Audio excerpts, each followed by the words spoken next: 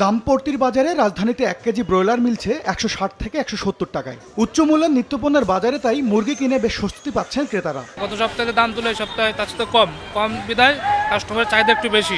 এরকম যদি থাকে তাহলে জনসাধারণ কিনে খাইতে পারবে। তবে ক্রেতাদের এই স্বস্তিতে বড় সংকটে পড়তে যাচ্ছে মুরগির বাজার। জাতীয় এই ক্রীড়াবিদ ও পোল্ট্রি খাতের এই উদ্যোক্তার সঙ্গে কথা বলে মিলছে এমনই আভাস।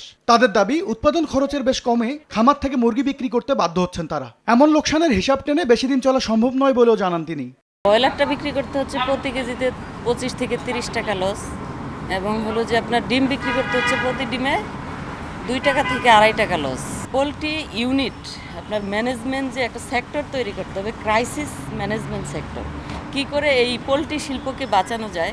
লোকসানি হিসাব মেলাতে না পেরে আগামী 1 মে থেকে খামারে নতুন করে বাচ্চা না তোলার ঘোষণা দিয়েছেন খামারিরা। সরকার যদি আমাদের দাবিগুলো আশ্বস্ত করে, পুঁজির নিরাপদ দিতে পারে, তাহলে আমরা প্রান্তিক খামার চালু রাখবো।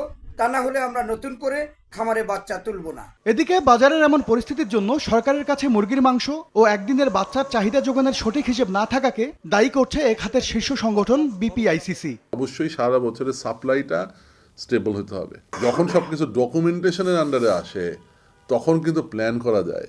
একটা খামার রেজিস্ট্রেশন হলো ভালো কথা, পরের বছর যদি রিনিউ না করতে আসে তাহলে বুঝবে খামারটা নাই। বাট আমি তো শিওর না যে খামারটা আছে কি নাই।